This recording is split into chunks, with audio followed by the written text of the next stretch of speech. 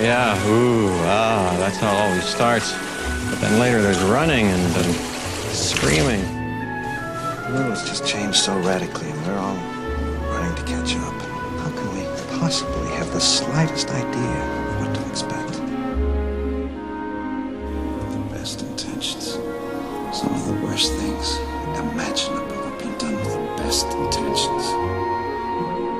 Dr. Malcolm, I had to share a few campfire stories with my uncle. You can convince the Washington Post and the Skeptical Inquirer of whatever you want. But I was there, I know what happened, and so do you. I don't think you're giving us our due credit. Our scientists have done things which nobody's ever done before. Yeah, but your scientists were so preoccupied with whether or not they could that they didn't stop to think if they should. Hello, welcome to Jurassic Minutes, where we'll be discussing recent movie and toy news for the Jurassic Park franchise.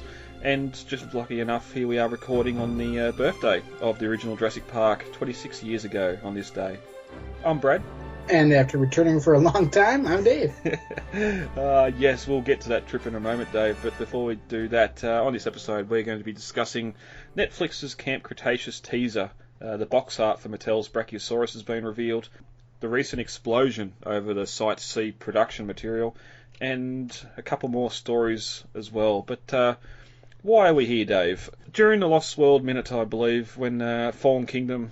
In the tale of Jurassic World and going into production on Fallen Kingdom, we would often sit here and talk for 45 minutes to an hour about all the upcoming movie news that have been released. And we'd done a survey in the Jurassic Minutes Facebook group at the time, or the Lost World Minute Facebook group at the time, and just asked if people preferred to have the news at the start of the minute or just to listen to the minute itself. So a lot of people wanted just to listen to the minutes, and especially here we are with Jurassic Park 3.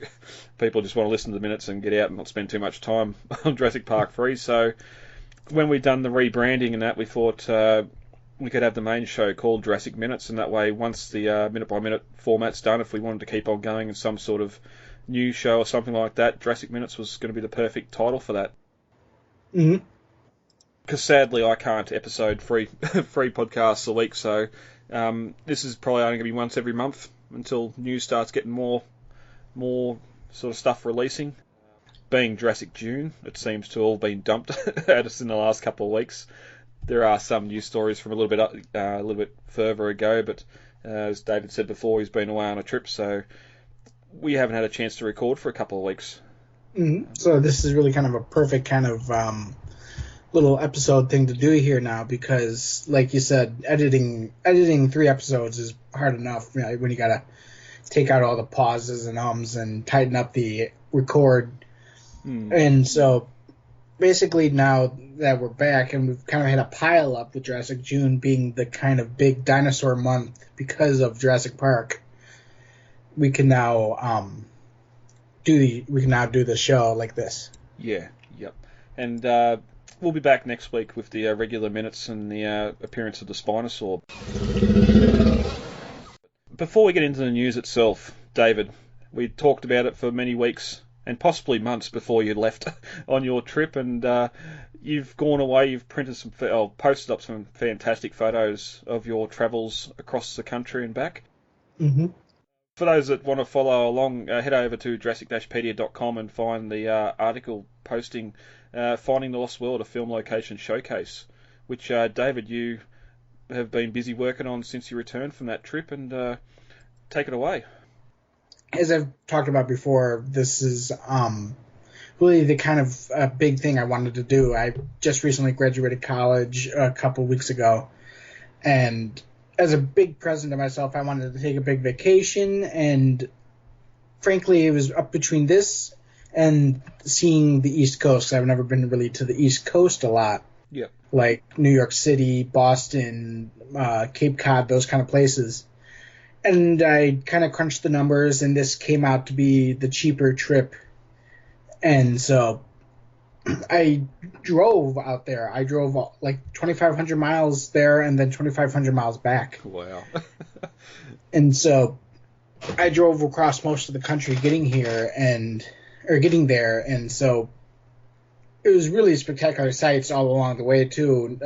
Middle, the breadbasket areas where all the farm fields are got kind of boring after a while, but once I got into the more Rocky Mountain areas, the views started getting really spectacular, and I was really glad I drove this trip because, I mean, you can look down on it from an airplane, and it just looks interesting, but seeing it from the ground actually makes it so much more spectacular. Yeah, true. And like, you even though your end goal was to get to California and the redwoods, just some of the sights and just some of the photos you took along the way of those, like the Rocky Mountains and that sort of stuff, along the way were just fantastic to see. Mm-hmm. So yeah, I made it out there, and I sort of did this, the PD article sort of in something of an order, not really. It was based mostly on the order of how the pictures came out, which is mostly in the order of how I went. Yep. So yeah, when I got back, I wanted to write up a big showcase for the article, basically giving a little bit of history about why the Prairie Creek Redwoods were chosen and what Spielberg did filming there, why some of the locations look a little different. But another thing I wanted to do with this article, which I think was really exciting, is tell fans how to get there. The number one question I've gotten since I've been posting these photos up is, where is that? How do I get there? You know, I mean, people want to visit these locations, and frankly, yes, Jurassic Falls in Kauai is more famous. Jurassic Kihili Ranch is more iconic.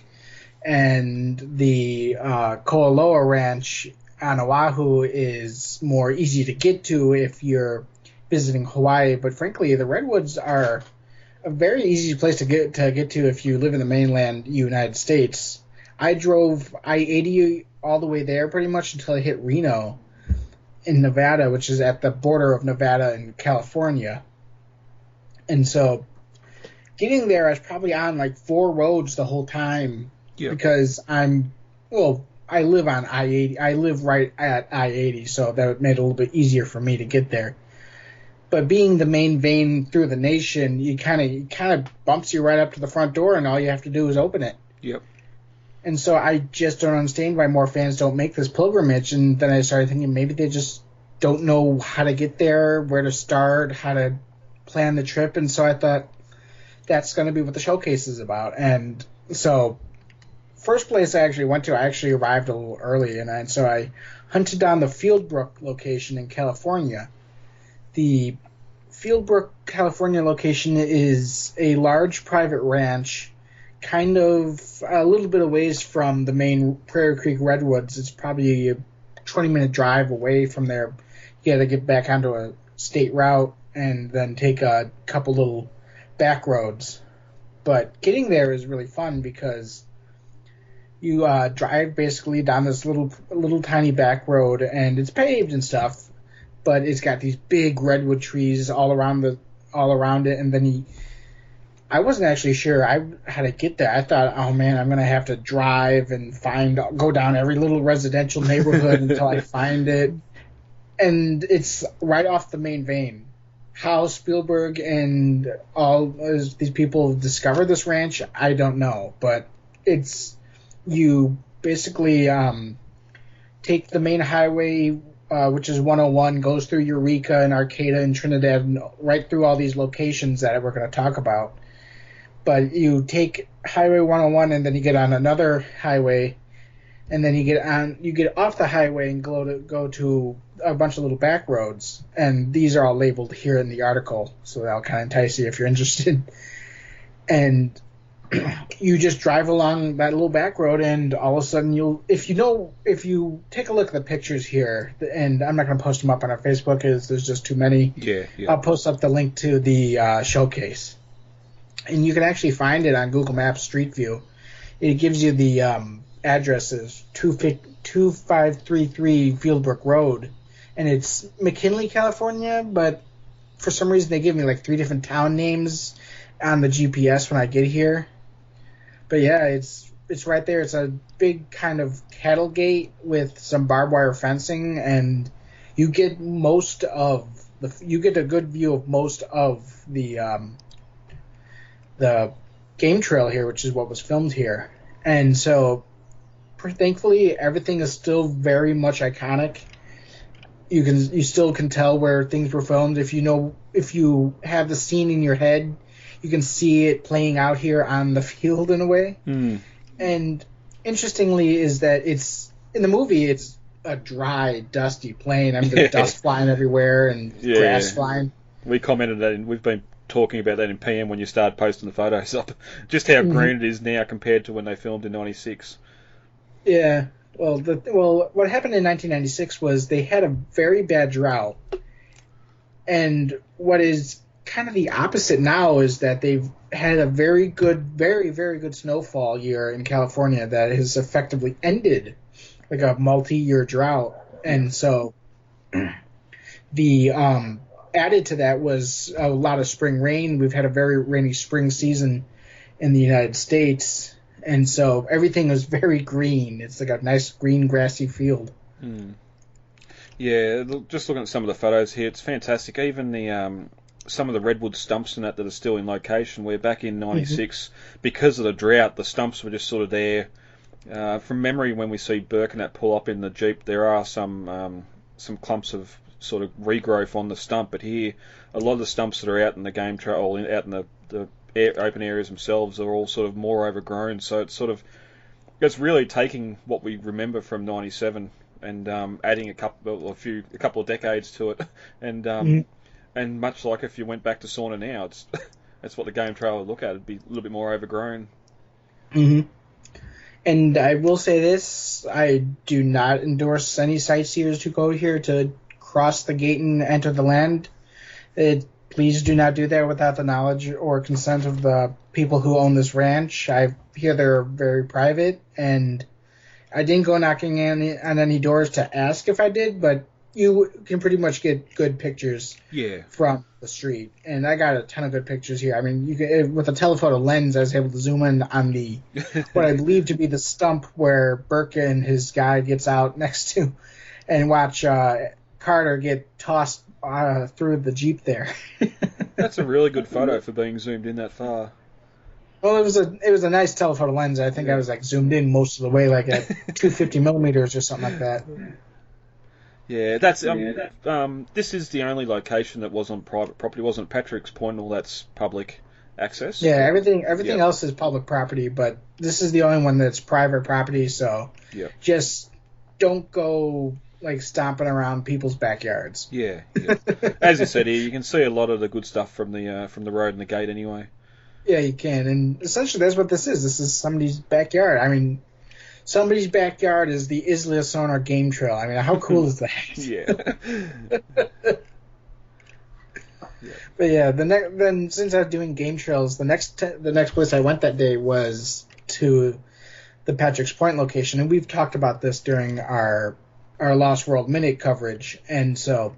Well, I suppose quickly to bring up too, this isn't your first trip out there. You've done this trip once before, a while ago. I have, yeah. But this time you're sort of armed with more knowledge. Yeah, this time I've come back with a better game plan. The first time I went, I was kind of cocky in a way. I was like, oh, I know where it all is. I'm going to see it all. And then I ended up missing a lot because I didn't know where a lot of it is. I thought I did, but I didn't. And so the Patrick's Point game trail was one of the places that I had visited previously. So I had taken a lot of pics from there, and some of them are from the first visit, some of them are from the second. And I kind of just included both just because the second time I didn't take as many pictures. I took more pictures of different areas because some of the places I didn't really pay attention to the first time. So I have both 2014 and 2019 pictures in this set here, and you can kind of tell because one of them, they changed from cell phone quality to DSLR quality. Yeah. And this is another fun one. This one I got like a zoomed in shot of the rock where Nick, who's played by Vince Vaughn, where he jumps up on the rock with his equipment and starts recording. So this is another play. I won't go into too much detail on this one just because we've talked about it before. And, yeah. We brought up in those minutes the fact you could see the ocean through the trees and that sort of thing, and it just makes me wonder. The one here, you're sort of looking looking to the left of the outcrop, and you've got that road and the little trail. I wonder if that if they blacked that out or like edited that out in the scene when they do the panorama. I think they did in the scene, because when you watched the scene in the movie, either that one trail didn't even exist at the time, yeah, but they definitely CGI'd out the road, because actually it was funny because they were driving on that road during during Roland's little speech to Ludlow. You can see a little bit of the black top of the road behind him. Sometimes. Yeah, I'm just trying to find the shot. Have we got a shot of that road down low or not? I remember. No, it might be somewhere else.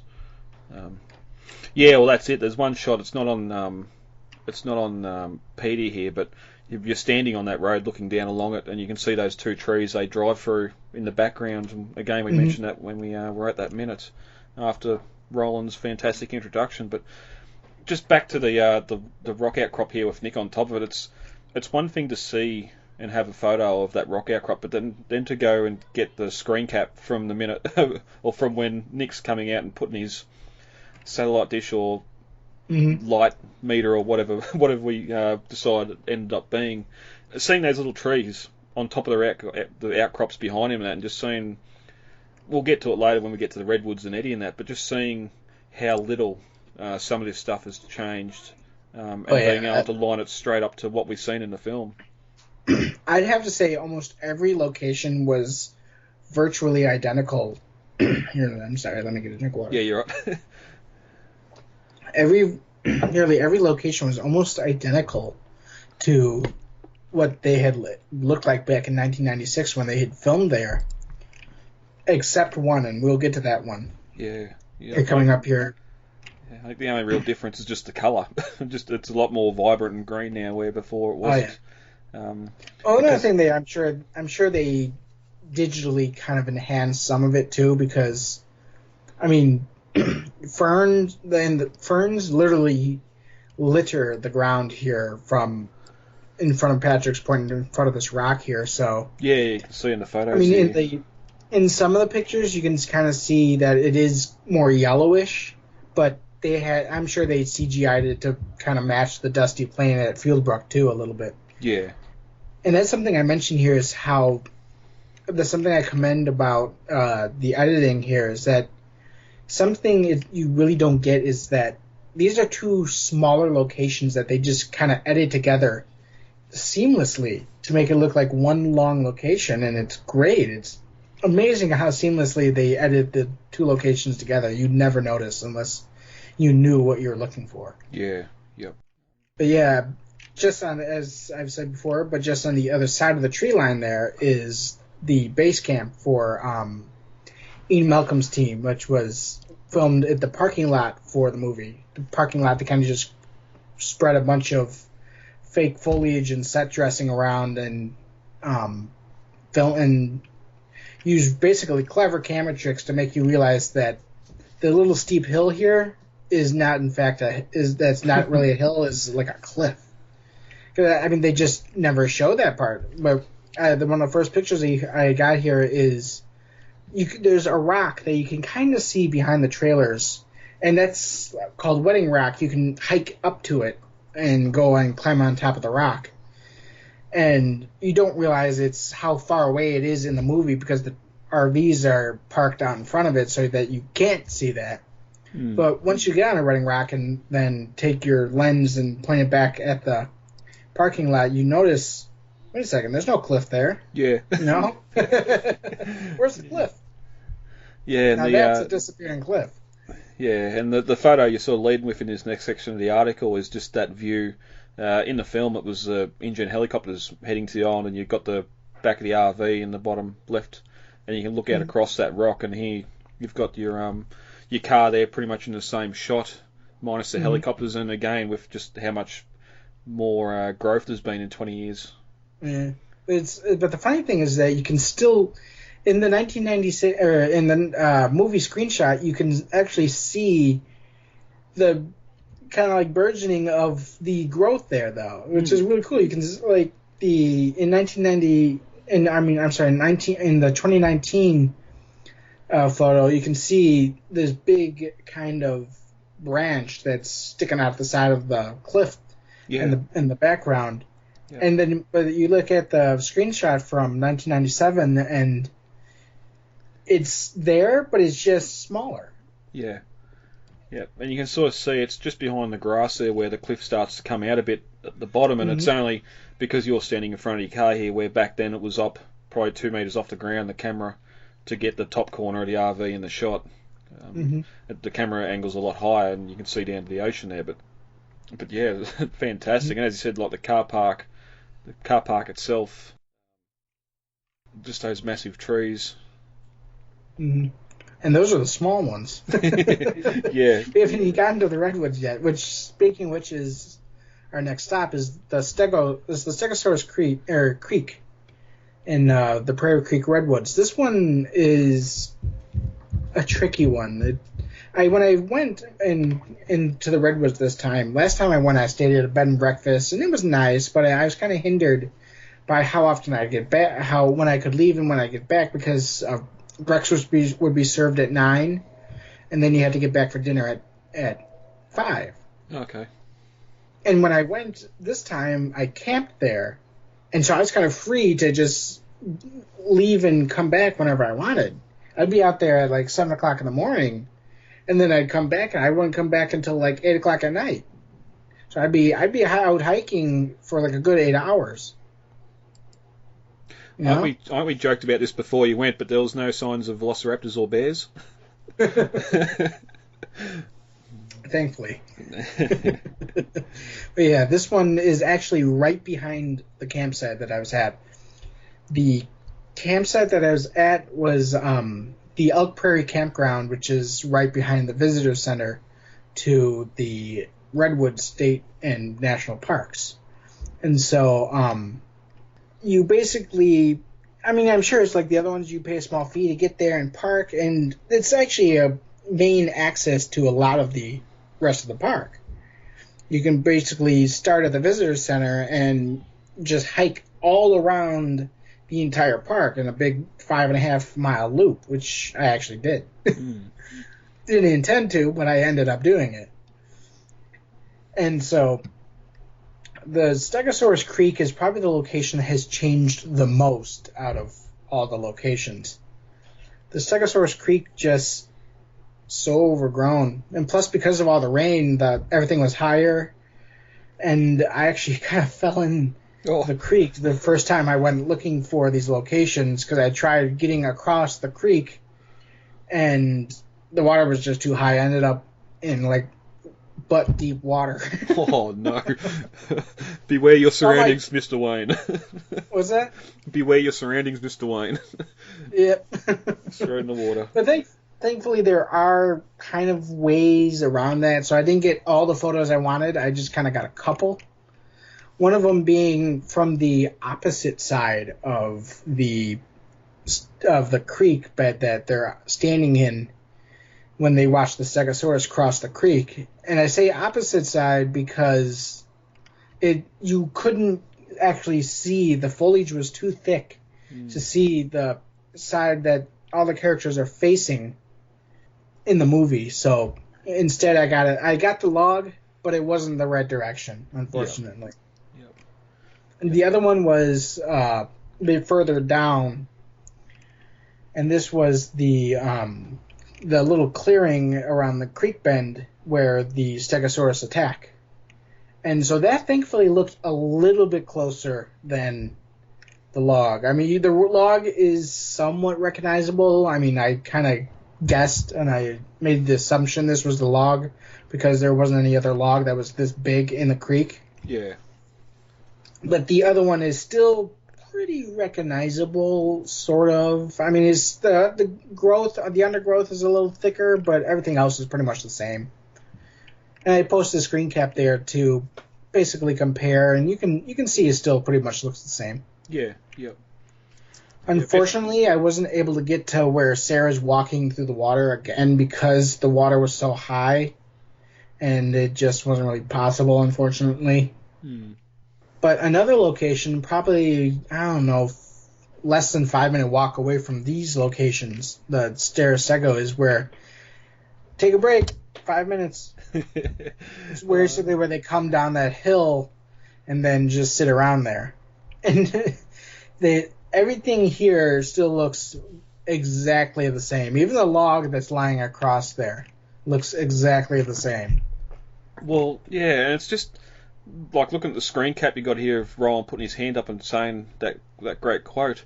It's just that very simple camera trick of just moving the camera a little bit off the path in amongst the ferns and not shooting from the waist up or knees up of the characters, so you just can't see the path they're walking on. And it's just it's just something simple like that. You have no idea they're walking along a prepared path there in the film. I know.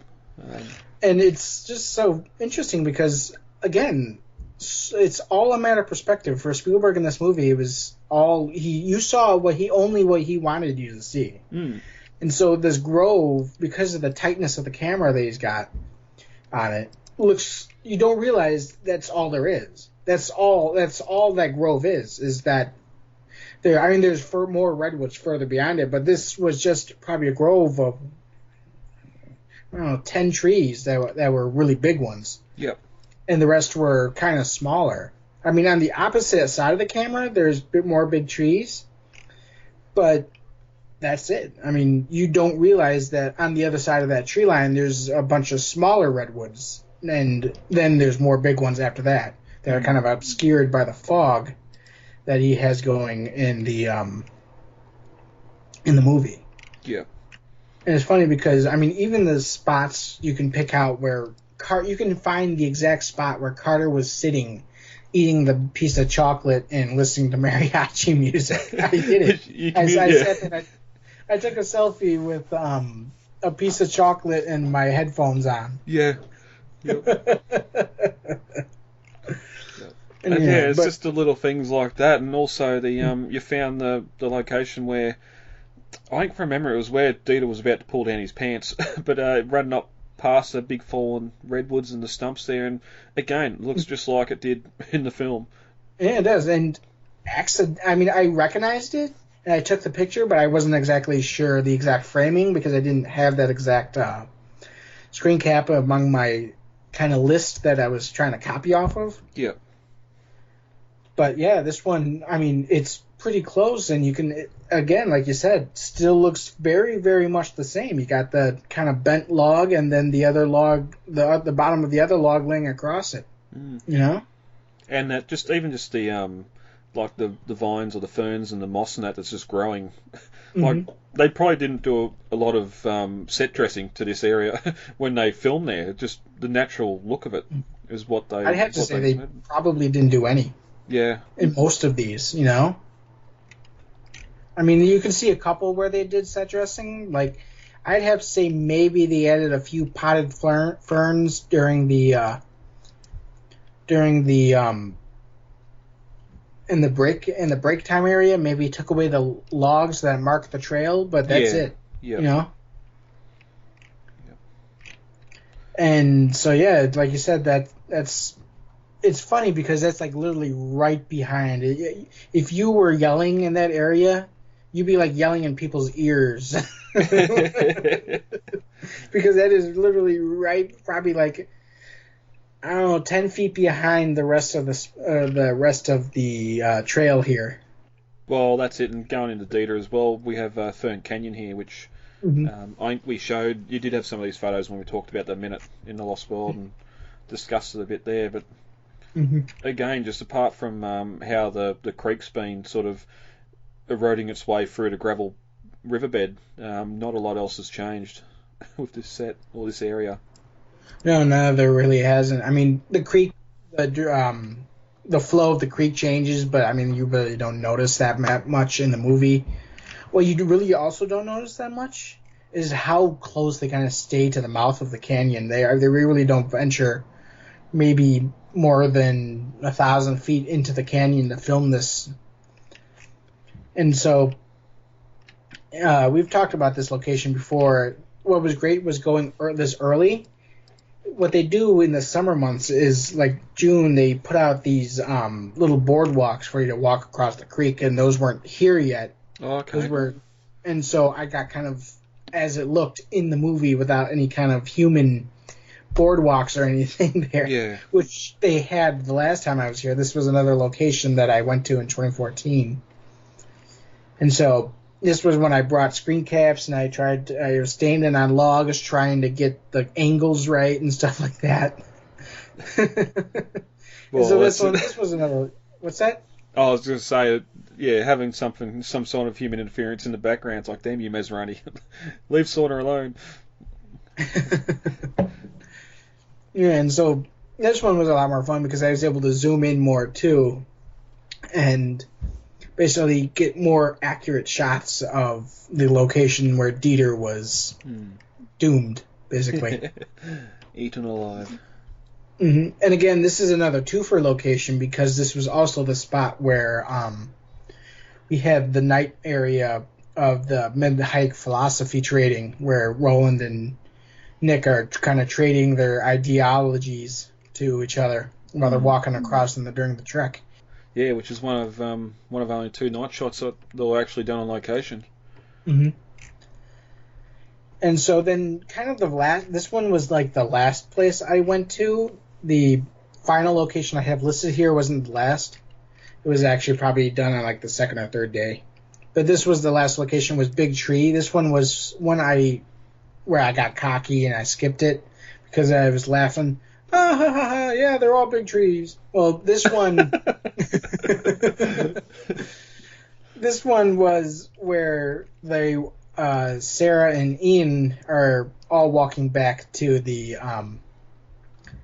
camp, and again, another location that has pretty much stayed the same since 1996. I mean, even the fallen trees with the moss are the exact same trees. Those trees haven't fallen. The shape of the kind of broken trees in the background still the same. It was amazing to see this because, I mean, I was able to take a selfie standing in the same spot Richard Schiff was. Oh, yeah. That was a great photo, with a goofy grin on my face. Yeah. You know?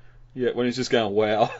And you can clearly see the couple of logs, the way the logs are all sitting there. It's almost shot for shot of that scene as he's walking past that location. And again, when you can compare to something from the film like that, it's just amazing. It's great. Mm-hmm. Now, something I noticed when I was actually trying to photograph the area was either Spielberg used a kind of a wide-angle lens to film this, or he had set up the track for the camera way back into the forest, because that trail this is right next to the trail, right at the trailhead, this location. And it's right off of the Drury Newton, or Newton Drury, I forget the name. It's the scenic byway that alternates as the way through the redwoods, and you get some great, big, beautiful tree pictures instead of going along the highway that kind of cuts through. And so this is the sign for it faces north, which is weird. So if you're looking for it, you coming from Eureka, you might miss it. It's right after Cal Barrel Road, which we'll talk about next. And so it's really interesting because at this point I started noticing that Spielberg was like, okay, let's film it all trailhead so we don't have to lug this equipment up everywhere. And so this one's at another one at a trailhead that was probably easy to get to. And so, yeah, I mean, because the angles in the movie are kind of set back further, and they look like they may have been zoomed in a bit, but I don't know. I mean, some of the behind-the-scenes shots show them filming in the, filming with the crane, with the little crane for the camera on the trail, but they must have been using a wide-angle lens or something, because the area is not nearly as big as the movie makes it out to be. Yeah. The movie makes it out to be like these huge, gigantic area.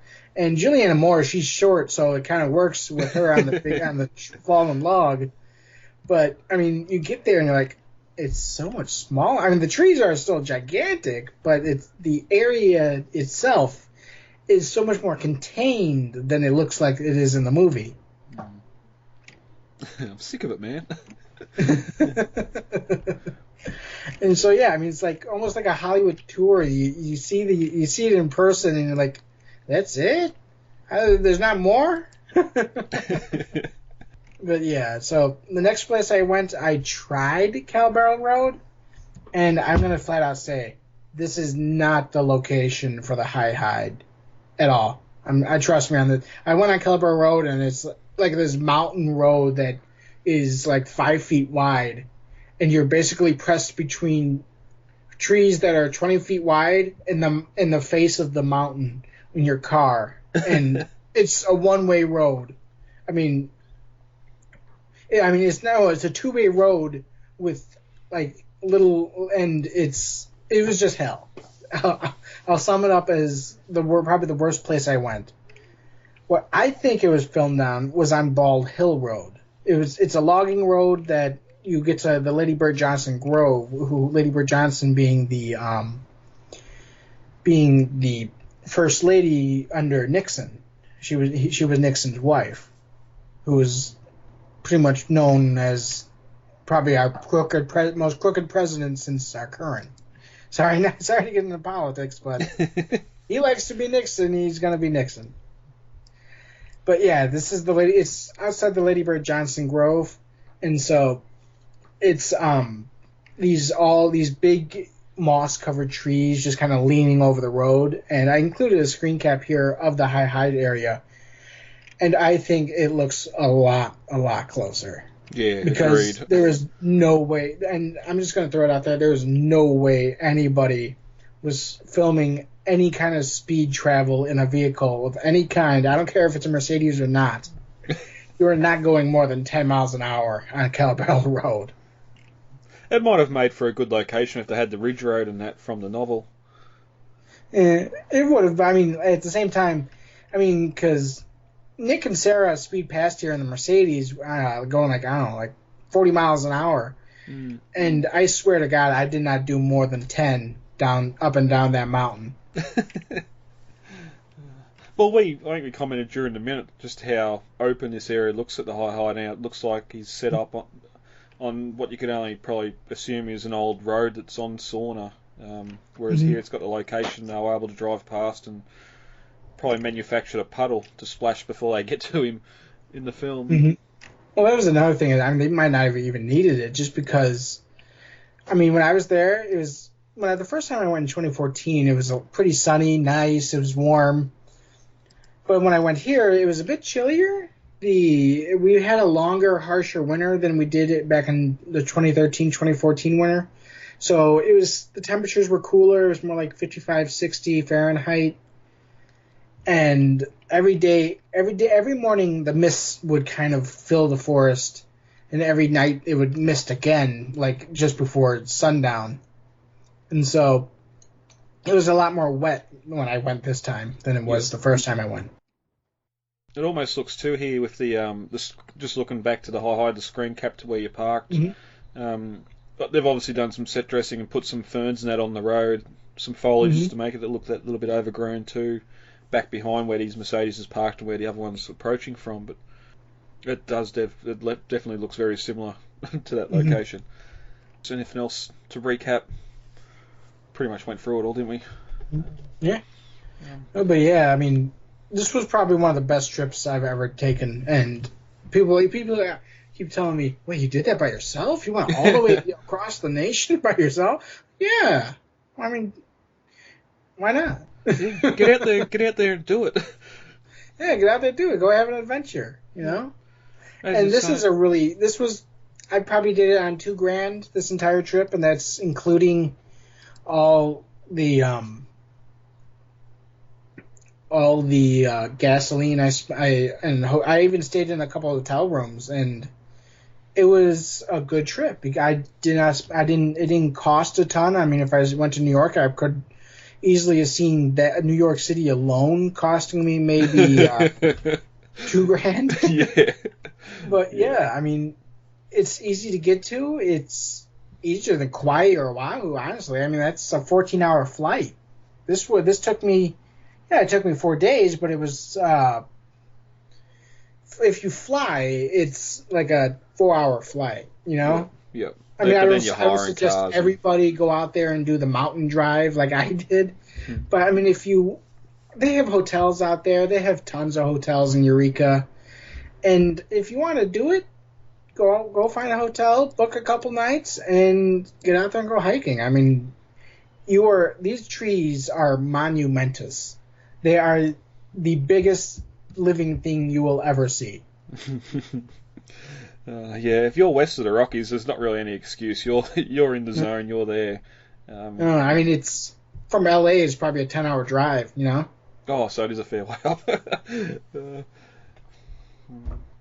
Yeah. I mean, but, yeah, California does take up most of the East Coast, so it's kind of, you look at it on a map and it's kind of deceiving how big it is.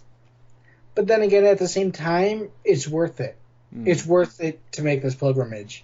And it is still my goal to get out to Kauai and Oahu and see those locations. But the Redwoods are where my heart is, man. I mean, I love the Lost World. I love the Redwoods.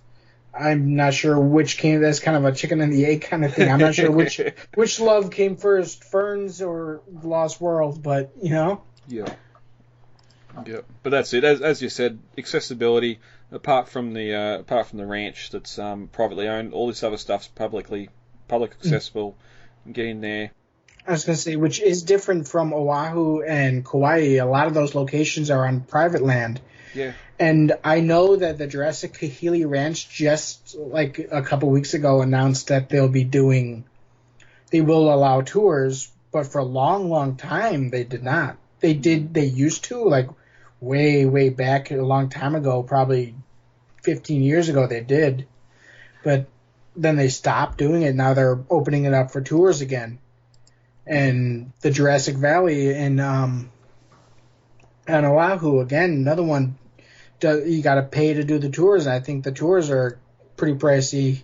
The Jurassic Falls on Kauai, you got to rent a helicopter to get to. Yeah, exactly. Kipukai Beach on Kauai, you got to rent a boat to get to.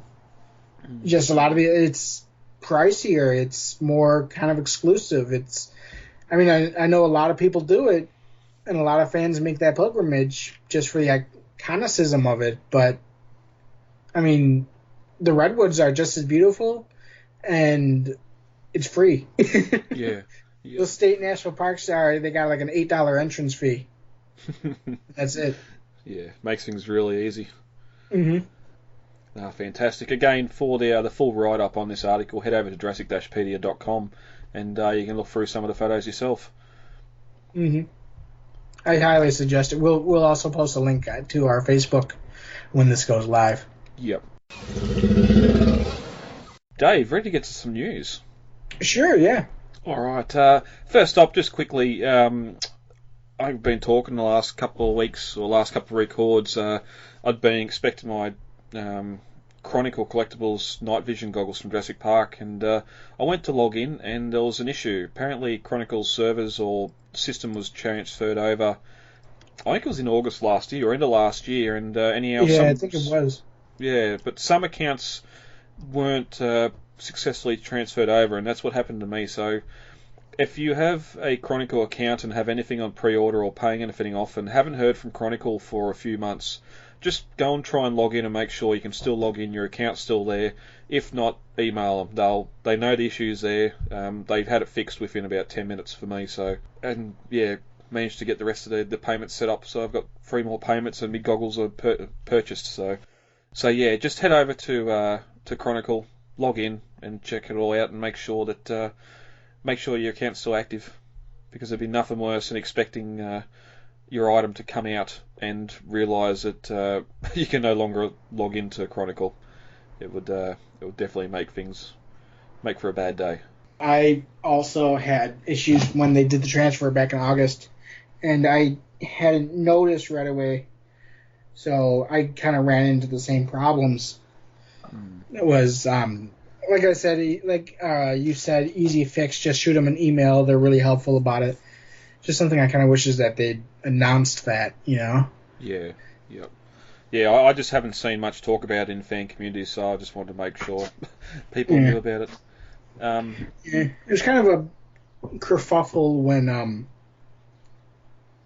it first happened, and on statue form, I remember a lot of people were kind of like, "Hey, what happened?" That's why I didn't see it then. I'm not on there, which is probably a good thing for my wallet.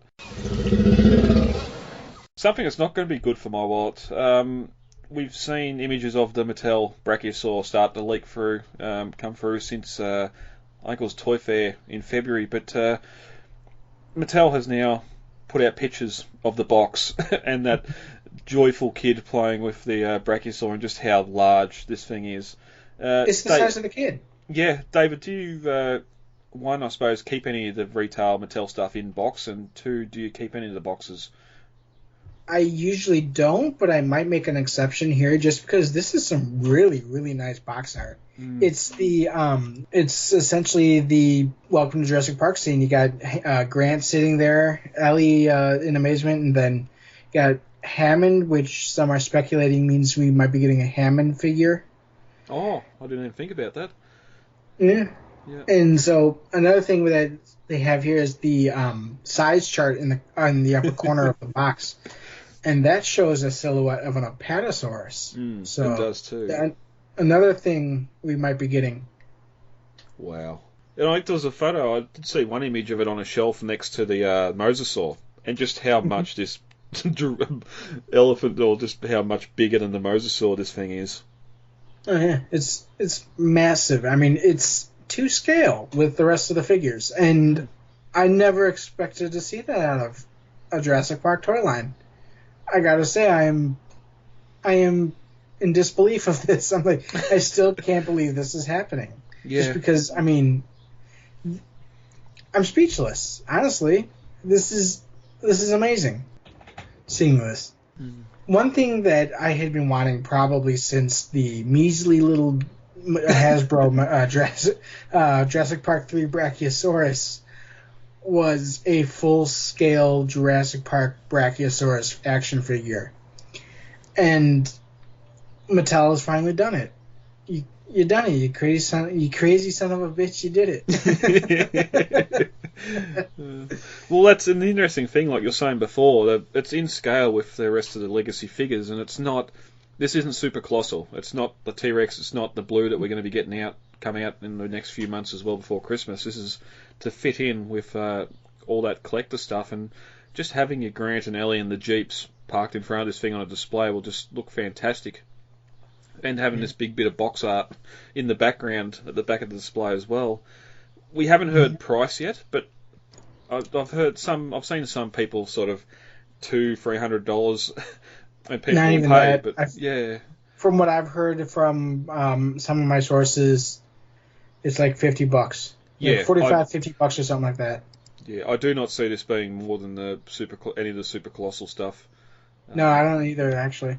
Which is amazing. Again, the price that they have for this thing, I mean, this is huge. They could have charged and if $2,000 a day, $3,000 a day, and people will pay it. Exactly. Yep.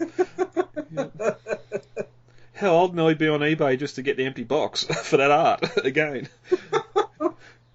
But yeah, and it's just fantastic, like doing this and not having. If this was a not Horizon, if this was a Chronicle or Prime One Studios or something, it would be a $1,500 piece. Yes, the paint would be a lot better, and it wouldn't have the join lines in it that this obviously has. But I want the articulation though, and this has a lot more articulation than I expected it to.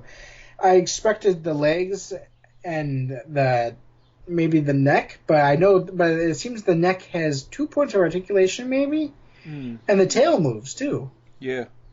And I think the mouth opens as well.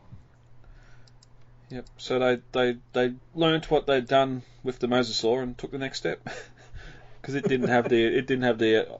I'm pretty sure its tail wasn't articulated, was it? No, it was just a solid piece of like thick rubber. Yeah, it was just the plug-in legs, arms, paddles, fins, whatever you want to call it, that could articulate. But definitely excited. I think there's some people actually getting it in hand now, whether they're getting it early from pre-orders or what's going on there. But there's definitely some people getting around taking some photos of it. So it won't be long now before we can get our hands on it ourselves. Mm-hmm. Coming up next, oh boy, not since the release of Jurassic World Evolution has the fan community reacted so much to the possibility of another island and where are we going in Jurassic Park 3 and all that. I think it started on Twitter and it ended up on Facebook, and all of a sudden it was getting posted everywhere, and then Clayton went and done a video about it as well. But Site C, someone found a piece of old marketing material that has always existed. It just fallen out of the spotlight for all these years, and all of a sudden someone's posted back, and people have lost their shit about the possibility of a Site C existing now, which we talked a lot about this when Evolution or post Evolution, when we done the Lucico Mortes Jurassic Mystery, how many of the 5 deaths were injured on and all that sort of thing. But I think with this marketing material, it sort of focuses more on the fact that Nublar was Site C, and possibly Jurassic Park 3 was going to take place back on Nublar and not Sauna, like we got. It's interesting because, I mean, it shows a completely new design. This comes from a licensing guide that's in the collection of the Jurassic Collection by our friend Astrid. And so it's just really weird because, I mean, you got the React Attack, which was part of the toy line, the Jurassic Park Authentic, which was the clothing line, and then you have Site C. And the description of it here is really interesting, too. Because, I mean, hold on. Let me try to open the image here. Oh, so you can read it. Yeah, it's not that... Yeah. Oh, you just deleted it.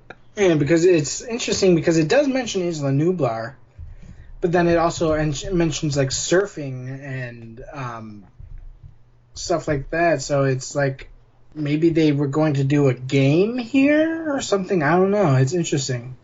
Because it mentions surf graphics. Like, maybe they were going to have a video game out of it, or a computer game or something. Well, I always just assumed it was them describing the lushness and the paradise of Isla Nublar back, and that's why Hammond wanted to go there in the first place, because to sort of do a bit of 101 Jurassic history, Sauna was always Site B. Site A was San Diego. And then Site C, once San Diego was stopped, well, technically it'd then be Site A, because San Diego is no longer being used. But it has, we've talked about during Jurassic Park 3 Minutes for a lot of the jungle sequences and that, of just how different it looks to The Lost World. And really, in hindsight, apart from them putting up that title card restricted at the start of the movie, and Billy, of all people, saying this is Site B, they're the only 2 references we get in the film, in Jurassic Park 3, and we don't see anything else from The Lost World either. So the sauna we get in Jurassic Park 3 could be from a different draft and be Nublar. That very well could be, because, I mean, there were so many drafts, too. Yeah. Jurassic Park 3, and we'll probably never know all of them. We know that there was a lot of interesting things in a lot of those older drafts, including, like, the Pteranodons taking on the helicopter being reused, or a Spinosaurus versus Raptor fight, which I think was also thrown around was a Raptor versus Pteranodon fight. And so there's kind of a lot of ideas for an ending fight for the movie that just never ended up happening at all. Yeah, because even it's always been assumed that there's an landing strip on Nublar, which could have been the one we've seen here. Also, too, like, a lot of that surrounding area of the landing strip and the hills in the background had that small shrubby bush that we see on the hills as the helicopters approaching the helipad and that. Like, a lot of Nublar in Jurassic Park is that shrubby, not real jungle, and the redwoods are a whole different thing as well. Well, it's interesting because in the luncheon scene, there shows a partnership that Isla Nublar was planning to do with, I think it was like American Airlines or something like that, or United Airlines, one of those big name airline companies that And so that would imply that they would probably have had a landing strip on the island that could fit a 747, you know? Yeah. Yeah, and I think we've mentioned this before when Jurassic World and Fallen Kingdom come out. Taking a ferry, having all your guests fly to Costa Rica with connecting flights and whatever else, and getting Costa Rica, transferring from San Jose to the ocean within the coast, which is San Jose is not on the coast, and then ferrying to Isla Nublar 120 miles. It's not feasible whatsoever for a 200 or 22,000 a day attendance at the park. So there would have to have been some sort of more direct thing than that. And as you said, we had that those slides in the original film. And I think the other thing here too is it's marketing material. It's no different to the Lost World having DX tag and release slapped all over the packaging and the stickers and colouring books and all that sort of thing as well. It might have been something they were going to use, something that was concept and that, but just never went to final film. Whether again, a lot of the Lost World merchandising also does use a lot of that kind of early concept. I think even some of the merchandising had the novel version of Isla Sorna, as did Hammond, the Hammond's Office viral site. Yeah, exactly. Yep. Because again, so a lot of stuff's being put together months. The toys are starting to go into production 18 months before the film's released, so a lot of this stuff that have to go off what's currently being worked on at the time, and a lot of stuff's going to change in that final 18 months, especially with Jurassic Park 3. And as we'll get to in a little bit, they had some pretty weird and wacky concepts for the Lost World that we haven't seen before, but we do have one other story to get to before we get to that one. The last episode we recorded before you left, which probably hasn't been released yet, Netflix Camp Cretaceous had been leaked online. It appeared on the Netflix site and then disappeared again, and some people were able to screen cap that listing, but first we had an announcement that it's coming, and pretty much 5 or 6 hours later, a teaser dropped. Yeah. So we got the teaser and the synopsis here. It's basically, I think, a bunch of kids get left behind during the Indominus escape and evacuation and have to live on the island. It's kind of reusing the Lord of the Flies on Isla Sorna. That was one of the concepts for Jurassic Park 3, which was actually one of the concepts I kind of wanted to see come to fruition. And then in the trailer here, we get the shot of, I think it's Charlie or some green velociraptor.